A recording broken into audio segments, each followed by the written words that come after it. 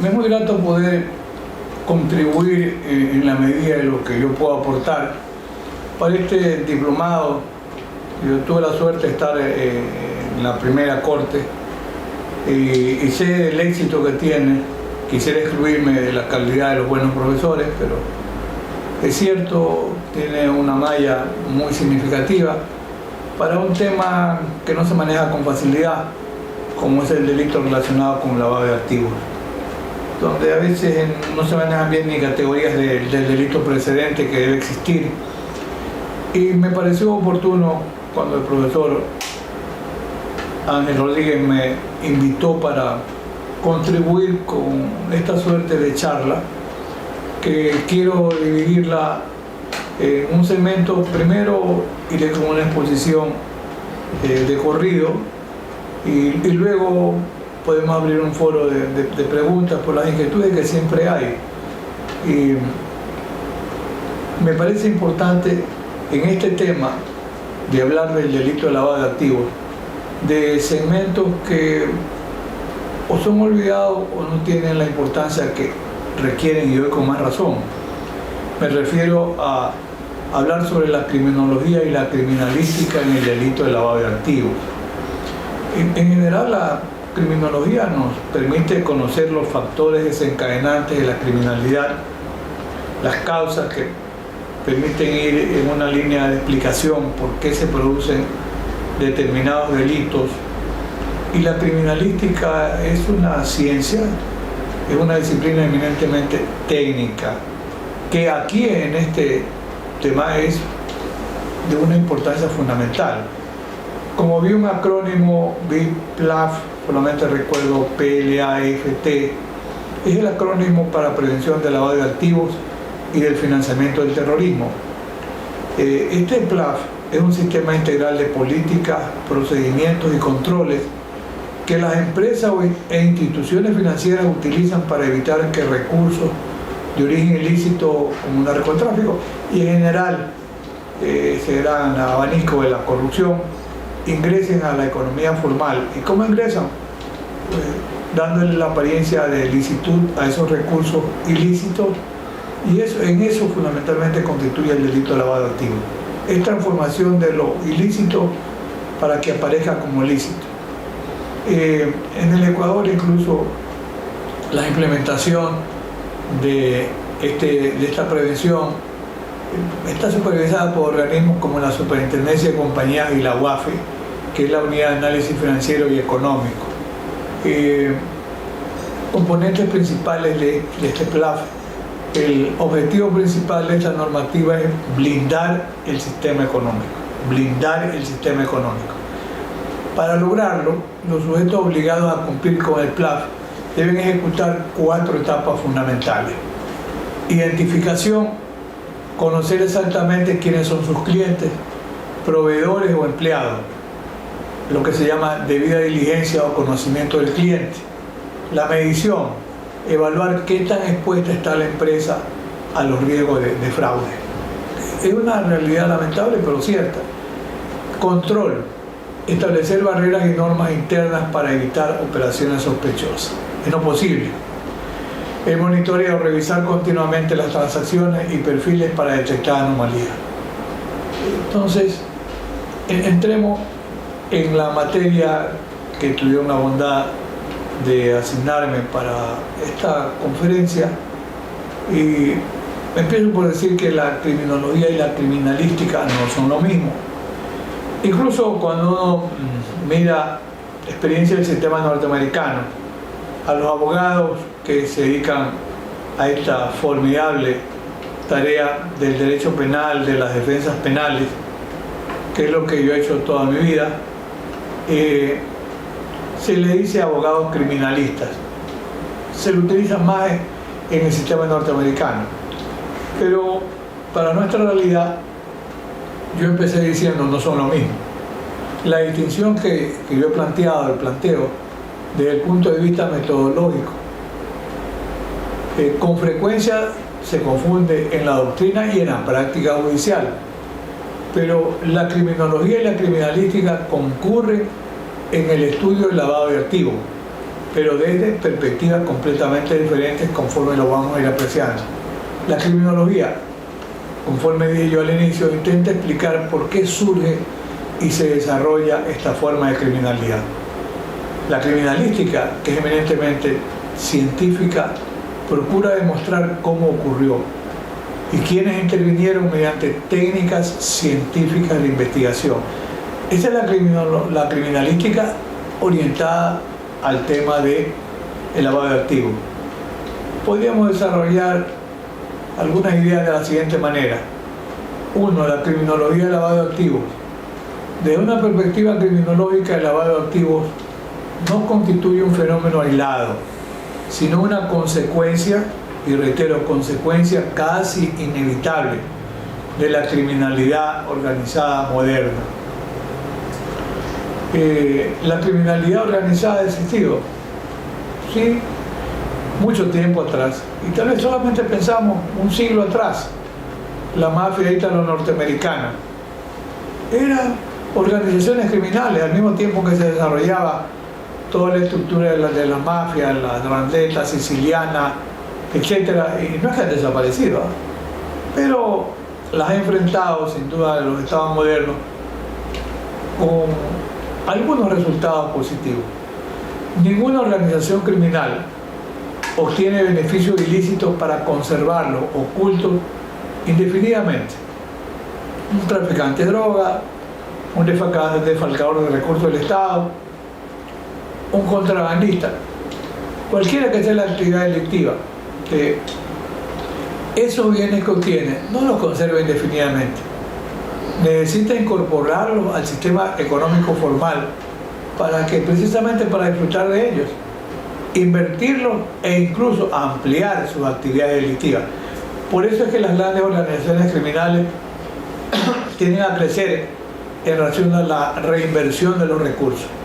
Y claro, luego en la línea de lavado, conforme nosotros apreciamos, va en la línea pues, de inversión hasta en bancos formales, informales, criptomonedas, etcétera, conforme por lo menos lo mencionaré, en la construcción, en la compra de vehículos, etcétera, y también en mejorar, entre comillas, la capacidad operativa de esta organización criminal. Entonces, apreciamos que la criminología estudia los factores criminógenos que favorecen esta conducta. Un factor criminógeno puede ser interesante, la propia corrupción. Es un incentivo para el crimen organizado. Y entonces está por ahí como factores. El incentivo económico. Quizá el principal factor desencadenante es el enorme beneficio económico derivado de delitos precedentes.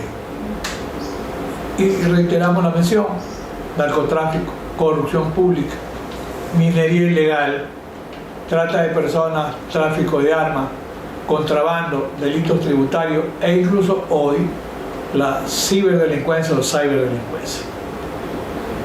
Mire, en el tema del lavado de activos, las dos grandes economías subterráneas provienen por el primer lugar, el tráfico de armas. Mueve alrededor de 800 billones, 800.000 millones de dólares por año. Y las drogas ilegales, no menos de 500 billones, 500.000 millones de dólares por año. Pero de allá me adelanto en decir algo. Hay una gran discusión por el tráfico de armas. No. ¿Y por qué razón? Porque los grandes productores de armas son los países del primer mundo. Los países altamente industrializados son los que producen armas. Incluso hay una especie, usted conoce mejor que yo, de dumping, una producción mayor que la que se declara, mayor que la que se tributa. Y esa enorme cantidad de armas sale de contrabando. Van a manos de terroristas, de narcotraficantes. Sí, esa es parte de este síndrome incluso de violencia por el tráfico de armas. Pero recordemos, Estados Unidos defiende la producción de armas y la tenencia de armas por la segunda enmienda. Así que hay hasta legitimidad en el país que posiblemente produce la mayor cantidad de armas en el mundo. Y para tener idea, en Estados Unidos, si calculamos una media de 320 millones de habitantes, 340 millones de armas están en manos de personas particulares. Esa es la media. Entonces, claro, ya cuando hablamos de tráfico de drogas, como que enfoca en el centro, en este tema del factor, el incentivo económico de la delincuencia organizada y el lavado de activos. El lavado constituye una decisión instrumental destinada a asegurar el aprovechamiento de las ganancias ilícitas. ¿Quiere asegurar? Claro, el aprovechamiento, de eso se trata. B, factor importante de la delincuencia organizada. Desde la criminología contemporánea, pues yo decía, la delincuencia organizada no nació ayer, ni hoy día. Pero hoy, en los tiempos que se viven, el lavado de activos representa el sistema circulatorio del crimen organizado. O sea, la operatividad del lavado de activos es formidable porque alimenta sin duda el crimen organizado, lo alimenta y entre comillas lo mejora. Sin lavado de activos, las organizaciones criminales difícilmente podrían sobrevivir, porque el dinero obtenido ilegalmente permanecería inutilizable, no serviría para nada. Y aquí hago una reflexión. ¿Por qué si se maneja tanto dinero con las drogas ilegales? 500 billones. Una respuesta que yo he trabajado durante 40 años dando conferencias, discutiendo en foros, publicando. Y la gran pregunta es, ¿y por qué no se legalizan las drogas que hoy son prohibidas? La explicación más importante es que el 80% de lo que produce las drogas ilegales, hablamos de 400 billones de dólares, son lavados fundamentalmente el 80% en la banca del primer mundo. Ese es el gran problema. Por eso suele afirmarse que el lavado de activos no es el objetivo final del crimen organizado. Es el mecanismo indispensable. ¿Para qué? Para garantizar la permanencia del crimen organizado. Un factor también interesante aquí es la oportunidad criminógena. La criminología se aprovecha de determinados contextos que facilitan el lavado. Uno puede ser la debilidad institucional. Yo no estoy hablando mal ni de la Fiscalía ni de la UAFE, pero hay debilidad institucional incluso porque no siempre existe la mejor preparación en un tema como este, como el lavado de activos. Puede ser que en otros temas sean de mucho éxito. Un incentivo importante es la corrupción administrativa para la concesión de los permisos, por ejemplo, para la explotación minera. Porque además hay una minería ilegal. Tal vez Chile da el mejor ejemplo de lo que puede producir realmente en beneficio del Estado y de la sociedad una explotación minera no solo controlada, sino legalizada, que mantiene muchísimo la economía chilena. Chile es el país de mayor crecimiento económico en toda la región. Claro, son episodios también importantes lo que pasa con Colombia y con el Perú, que a pesar de los problemas internos, tienen una mejor economía que la ecuatoriana. Entonces, la corrupción administrativa es un incentivo, una insuficiente supervisión financiera. La utilización de paraísos fiscales, las sociedades llamadas de papel, el uso de los testaferros, porque el testaferrismo esté previsto como delito, pero igual se los utiliza. Mercados inmobiliarios poco controlados, y eso es una realidad. No estoy hablando mal del movimiento inmobiliario, pero tiene que haber un mejor control. Además de un tema interesante, las nuevas tecnologías financieras.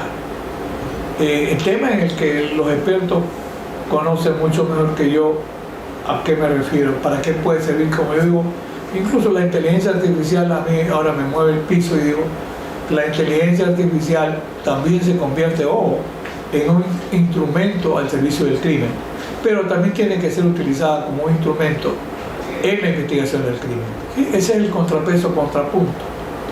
Entonces, hay actividades rutinarias según las cuales el delito aparece cuando confluyen. Por ejemplo, son las llamadas teorías de las actividades rutinarias. Un autor motivado, claro, es gigante el negocio, entonces otro puede ser incentivado para hacerlo. Una oportunidad favorable, que tiene que ver con esta falta de control, la ineficiencia, la falta de técnica. Al final esto es que se produce un control, no hay un control eficaz, hay ausencia de un control eficaz. Y esto va de la mano con una oportunidad favorable. Y también hay que mencionar los factores sociales, que son de carácter estructural, desigualdad económica. Entonces el que no tiene trata de obtener la posibilidad de recursos para tratar de equiparar al que tiene mucho o poco, pero igual tiene. Es un incentivo, hay que admitirlo. La cultura del dinero fácil. Realmente los psicólogos ayudarán, los psicólogos forenses, claro, eso incentiva la corrupción política. Una corrupción política que es utilizada a veces de manera sectorizada. Quien tiene el poder acusa al rival de corrupción política, pero quien tiene el poder difícilmente se lava la cara. Es muy complicado. ¿Y esto qué genera? Impunidad. Y la impunidad, ojo, incentiva el lavado. ¿Por qué? Porque hay una baja percepción del riesgo de sanción. No va a pasar nada. Entonces hay normalización social del enriquecimiento ilícito. O sea, la actividad ilícita se la ve como algo bueno. Y ustedes, que tienen buenos profesores, saben la baja tasa de condenas por lavado de activos. Esa es una dura y durísima realidad que tiene que mejorar. Entonces, estos elementos explican por qué determinadas sociedades presentan una mayor incidencia de lavado de activos. Y no estoy ni refiriéndome al gobierno de hoy de Ecuador. Yo hablo en general del Estado ecuatoriano, que son muchos gobiernos. En algún momento hay que recordar como referente lo que se refiere a la llamada delincuencia de cuello blanco. Este es un tema viejo. Edwin Sutherland escribe su libro Delincuencia de cuello blanco, publicado hacia el año 1948. Yo tengo una traducción al español que me regaló la profesora Rosa del Olmo, que la hizo en la Universidad Central de Caracas, en Venezuela, en 1969. Y lo que dijo Sutherland tiene extraordinaria actualidad. O sea, han pasado 78 años. Porque el lavado de activos no suele realizarse mediante violencia visible. No es con ametralladoras, no es con bombas, no. Se utilizan conocimientos profesionales, estructuras empresariales y operaciones financieras aparentemente legítimas. Aquí hay que decir la realidad. Intervienen frecuentemente abogados, contadores, administradores, asesores financieros, operadores bursátiles y empresas de fachada.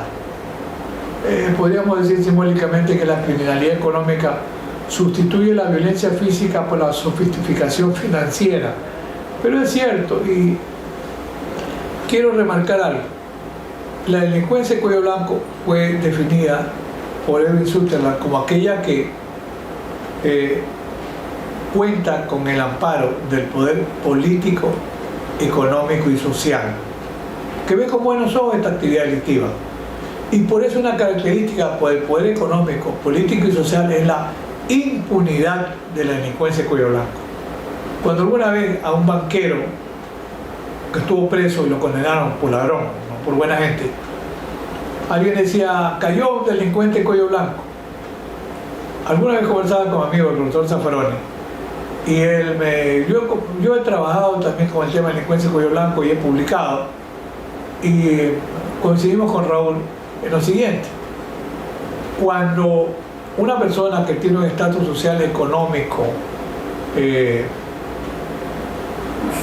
importante, que he visto en el medio, que tiene poder, incluso político, ¿qué pasa cuando en un momento dado es privado de la libertad y es condenado, como ha ocurrido con algún banquero ecuatoriano? Ahí ese momento se convierte en un falso delincuente de cuello blanco. Ya no es más delincuente de cuello blanco, porque el Estado terminó aprendiéndolo. ¿Por qué? El profesor Zaffaroni desarrolló una interesante teoría en criminología, la teoría de la vulnerabilidad. ¿Qué significa? que un día el sistema decide retirarle la protección a ese sujeto delincuente y por eso es condenado. Y luego se lo pone como ejemplo, no, nosotros estamos funcionando, el Estado sí está funcionando. Cuidado, ese es un falso delincuente cuello blanco, ya el sistema decidió no solo ponerle un aspecto, llevarlo a la cárcel. Entonces, ahí tienen ideas que a mí me resulta agradable volver a repetirlas, comentarlas sobre estos factores desencadenantes del ámbito de la criminología frente al delito de lavado de activos. Ahora veamos ese tema que es de mucha preocupación, como es la criminalística del lavado de activos. La criminología, conforme vimos, explica las causas. Y la criminalística, ¿qué es lo que nos propone? Busca demostrar científicamente la existencia del delito. Por eso dije, parecen iguales, pero no son lo mismo. Ontológicamente no, hay una distancia enorme. En esta materia, y hay, ojo, la criminalística financiera, es una especialidad. Y de verdad utiliza criminalística financiera en general la Fiscalía de Ecuador, la UAFE. Habría que ver los informes para desencantarnos de que en realidad hay una adecuada criminalística financiera que ha desarrollado de manera extraordinaria. Sí, experimenta un gran desarrollo. El objeto de esta criminalística financiera es reconstruir técnicamente el recorrido del dinero. Entonces podríamos decir que la criminalística financiera convierte los movimientos patrimoniales en evidencia judicial. Entonces, voy a referirme a algunos aspectos que ustedes, seguramente, o muchos de ustedes conocen mejor que yo. Y me refiero al tema de los economistas, de los expertos en esta experticia forense, financiera, especializada. Entre algunos aspectos destacamos de esta criminalística financiera. Análisis patrimonial. El análisis patrimonial probablemente es el instrumento más importante. Y aquí debo destacar la presencia de un experto ecuatoriano como el profesor Alan Sierra Nieto, que sabe mucho. Y él se ha preparado mucho en el estudio y aplicación del análisis patrimonial. Menciono algunas líneas o tips. ¿En qué consiste? El análisis financiero compara ingresos lícitos, patrimonio, gastos, inversiones e incluso el estilo de vida. Cuando existe una desproporción injustificada, aparece un importante indicio criminalístico. Un indicio, aún no es prueba. Naturalmente, dicho incremento patrimonial no constituye por sí mismo prueba definitiva de lavado, pero sí una fuerte señal de alerta que exige explicación. Y para eso, ustedes y yo a veces actuamos como expertos en nuestro conocimiento en el área de consulta, de asesoría, y eventualmente los abogados somos defensores técnicos y los que son expertos en este tema análisis patrimonial van a ser excelentes asesores en una buena defensa, porque van a orientar al abogado qué es lo que pasó con su cliente. No declaró lo correcto, omitió, por ejemplo, gastos que pueden justificarse, etc. Para eso sirven los expertos, sin duda. B. La trazabilidad de la ruta del dinero. Aquí se reconstruye el itinerario seguido por los activos. La investigación intenta responder preguntas como: importante, ¿de dónde provino el dinero? ¿Se sacó la lotería? ¿Heredó de la abuelita? No sé, ese nieto de Atahualpa encontró el tesoro de Atahualpa. Estoy haciendo una pequeña broma por matizar nada más. ¿Por qué cuentas bancarias pasó? ¿Quién recibió los fondos? ¿Qué sociedades participaron? ¿Qué bienes fueron adquiridos? Y también hubo triangulación internacional, porque están los paraísos fiscales, están inversiones en el extranjero, etc. Yo respeto mucho el idioma extranjero, pero es una expresión que he encontrado viendo el material. Se la denomina follow the money strategy, es una de las herramientas investigativas más eficaces. La estrategia para mover el dinero, y eso lo hacen en el análisis, la trazabilidad del dinero, que es importante saber. C, algo importante de manejo de los entendidos: contabilidad forense. ¿Qué permite la contabilidad forense? Detectar doble contabilidad. Es una práctica que a veces se vuelve casi usual o rutinaria. Identificar empresas ficticias en las de fachada, descubrir operaciones simuladas, analizar balances, verificar flujos financieros, establecer inconsistencias contables. Y es verdad, a veces el delito se descubre más por las cifras que por los testimonios. Esto de que aquí es difícil, va a aparecer un testigo que diga: yo sé que fulano lavaba porque hizo tal cosa. Sí, pero científicamente tiene que estar acreditado. D, la informática forense. Gran parte del lavado activo utiliza banca electrónica, criptomonedas, billeteras digitales, plataformas internacionales, mensajería cifrada. Es complejo, claro. Pero la informática forense permite recuperar correos electrónicos, archivos eliminados, registros electrónicos, historial de transacciones, dispositivos móviles, metadatos. O sea, el avance de la criminalística en el ámbito del lavado activo tiene herramientas hoy para enfrentar con probabilidades de éxito a esta forma de criminalidad. Pero para eso hay que estar preparado. Y por eso yo hice el cuestionamiento. ¿Está la Fiscalía de Ecuador definitivamente bien preparada? ¿La UAF está adecuadamente preparada? Definitivamente no. Y eso puede explicar que en un año, cuando ha sido exitoso, ha habido 3 sentencias condenatorias por lavado activo. Y ojo, voy a recordar, cifra un año, 2022, 4.800 reportes de lo que llaman reporte de operaciones sospechosas, que seguramente provenían del sistema bancario, fundamentalmente, no sé lo del inmobiliario, no lo del automotriz, que son sujetos obligados, pero o notarios o registradores de la propiedad, que también están obligados. Pero de 4.800 reportes de operaciones sospechosas, ¿cuántas se convirtieron en reportes de operaciones inusuales e injustificadas por parte de la UAF? 20 nada más. Y no sé si hay 3 condenas ya por esas 20. Pero esa es la eficiencia operativa negativa en este tema. Y lo digo, miren, yo soy un crítico constructivo, sí. Yo no puedo hablar mal de la Fiscalía General del Estado ecuatoriano, porque yo soy uno de los coautores del Código de Procedimiento Penal del año 2000, con los profesores Edmundo Durán Díaz, profesor de la Universidad Católica de Santiago de Guayaquil, a la que yo me honré también durante 40 años como profesor. Edmundo Durán Díaz, gran fiscal general, el mejor fiscal que ha tenido el Ecuador en toda su historia, eso es cierto, por sus conocimientos y su probidad. Pero yo no puedo hablar mal de la Fiscalía. Ayudamos, el otro gran ideólogo era Walter Guerrero de Banco, catedrático de la Universidad Central de Quito, ex presidente de la Corte Suprema.